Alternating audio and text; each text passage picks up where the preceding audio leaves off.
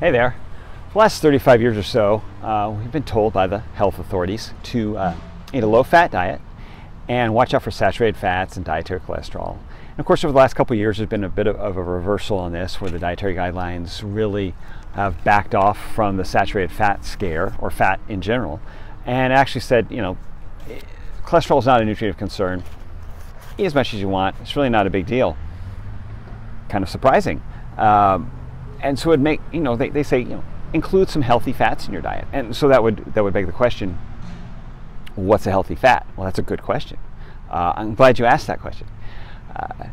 Healthy fats used to be considered canola or soy oil or corn oil, and most of us had those in our pantry. Even Crisco was considered healthier because it wasn't an animal fat. It's just a hydrogenated vegetable oil. Okay, hydrogenated being that they've taken an unsaturated vegetable oil, heated it up, add a hydrogen atom, and made it saturated, so it's more shelf stable. And of course, that's in a lot of our processed foods, isn't it, to make them more shelf stable, though considered more heart healthy at a time. Now, everyone admits trans fats or hydrogenated oils are not heart healthy. We're all on the same page on that now. But some people still want to cook with canola oil or soy oil because they're unsaturated. Well, when you put these unsaturated oils under heat, okay, they oxidize. And oxidized fat is going to be like a free radical in your system. It's going to cause inflammation, and inflammation is the beginning of pretty much all disease. So it's really not a good idea. A better fat to cook with would be a saturated fat. Now, caveat for olive oil. Olive oil does hold up under heat better than most of the other unsaturated fats, but I still tend to just use it on my salad and try not to cook with it very much. And if I do, I try to keep the heat as low as possible. Saturated fats are going to be much more stable. They're not going to oxidize as quickly. And something like a coconut oil, which is of course saturated, has a lot of other wonderful health benefits as well. It's an MCT, or a medium chain triglyceride, which means that our bodies can convert it to energy far more quickly than other types of fatty acids. Not as quick as a carb or sugar, so there's no insulin effect. There's no effect on insulin, elevating, but you still get more energy from it, quicker energy from it than you would from most other fatty acids.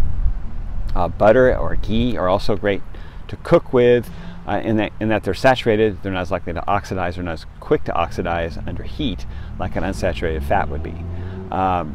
Of course, we all know to look for omega-3s, try to get more omega-3s in our diet as opposed to omega-6s. Omega-6s coming from a lot of grains.